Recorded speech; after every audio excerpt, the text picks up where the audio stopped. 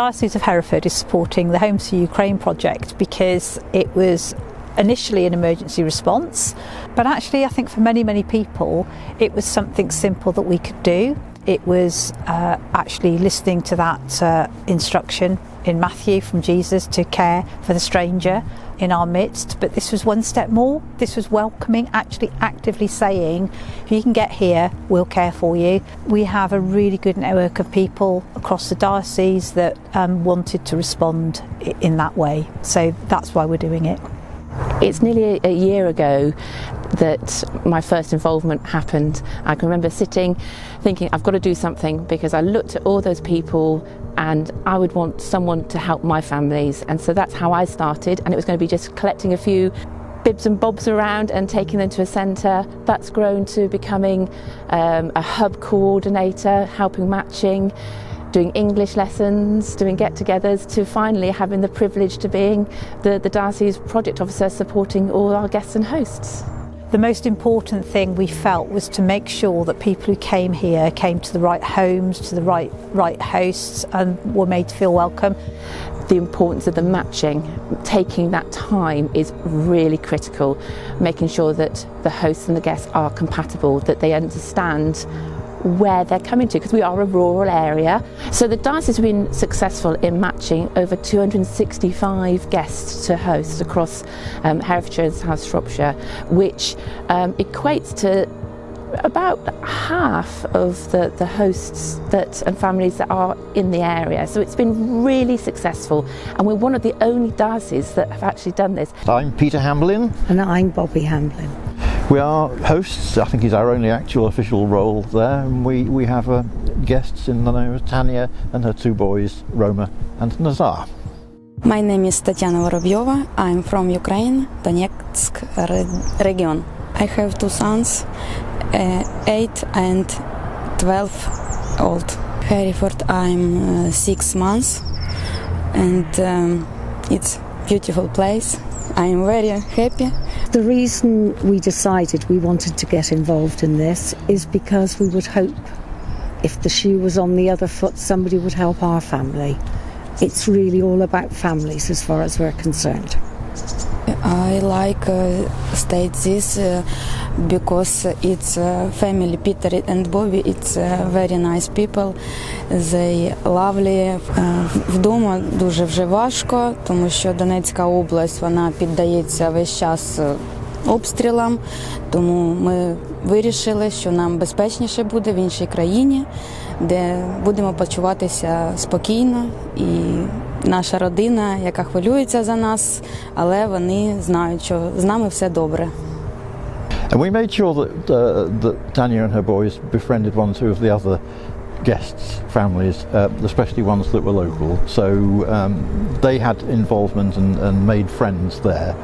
They made good friends at school, and the local people at the schools were actually immensely helpful. During the school holidays, they invited the boys to everything, and when they went to school in the beginning of the autumn term, they already had friends. Boys very like it school. We happy. It's new for them. Пітер і Бобі дуже багато зробили для нашої родини. Вони подарили нам любов. І я сподіваюся, що вони відчувають те, що і ми дуже вдячні, що вони прийняли нас. Я не можу. The house is really alive again. Yeah, it is like having children again, and especially as we get on so well, it has been a joy. Matching host to guest is a really important part of our job. We're a strategic partner with Citizens UK, a recognised government accredited charity for matching guests and hosts, which is really important. Citizens UK, right from the beginning, they get as much information about the guests as possible.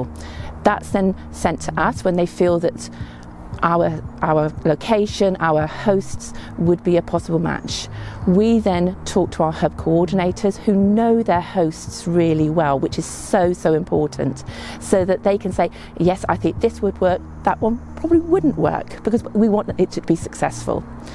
We then make that link, that first connection between hosts and guests, and that's a Zoom meeting, and either the host, the hub coordinator or myself will be on that Zoom meeting, and it's very relaxed and we can ask lots of questions. We have translators as well, so language isn't a barrier.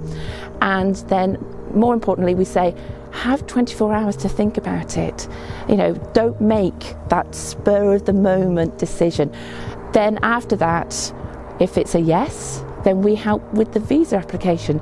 If it's a no, and it's absolutely fine for it not to, to be a no, because we want this to work, then we'll take the next steps. And we had lots of support from the Ukrainian Homes group in Herefordshire. They pointed us in the right direction when we needed a bit of help. A bit of financial help from the council, most welcome. It's enabled us to do lots of lovely things with the family, as opposed to struggle. How the hosts are supported by the diocese is by the fact that there's myself as the project officer and Wendy Coombe as well as the project lead, but more importantly the fact that we have these hubs around the county where there are amazing volunteers who act as a protocol to help support the hosts, and that's right from the matching all the way through to getting the visas, doing once the people are actually here, the guests are here, supporting them with English lessons, with all the paperwork and bureaucracy that does come along with this. But we're there to guide you all the way through, and if there's any problems, we're here to help. First of all, there are the partners in the local communities, many people connected to the church, many people not connected to the church. We've got a brilliant relationship with the council. They're being so supportive. Without their help, I wouldn't be in the position to do this job now. And all the community network, we meet monthly to share ideas, to make sure that we're not crossing over ideas, to make sure that we are giving everybody the best opportunities that we can. Nationally, we work with Citizens UK. We are a strategic partner, which means that as one of the agencies that Ukrainians can contact and say we want to come to England, to the UK. What's gone well over the last 12 months is that I think we've made some really successful matches. I think that because we are really careful about having those conversations and getting good translation and interpretation done between people who want to host but also Ukrainians that want to come here to match their needs. I think the other thing that's gone really well is that because we have that network of local hub coordinators, they know their local areas, they know the system, they know, and if they don't know, we've actually provided somewhere they can come and say, how do we do this? Can you give us information about that? What's the best route to make this happen for one of our guests? This is a problem we've got. We're very honest with the hosts when we talk to them about the pros and cons of hosting, because as with all things there are those, both sides. I think there have been some glitches with the visa process. It doesn't always run smoothly. Some of our local MPs have been really helpful in trying to unblock that, but that's very frustrating. We're 12 months on since the outbreak of war. I'll be honest, I'd hoped we wouldn't be in this situation where I need to ask for more hosts. We are desperate for more hosts. There are more people coming over the borders. They're getting to a safe place in Poland and the surrounding areas, but it's safe from war. It doesn't mean it's a settled place, and so we desperately need more hosts. We're also carrying on that support for those that are already here, because it's so important that we are supporting them, because actually we're now at the next steps, the next stage where the hosts have integrated the guests into the community, so they're then going to actually make the next steps with independence, and we're there to help with that as well. And also we're looking at other projects that will support the guests to feel really part of our lovely community here.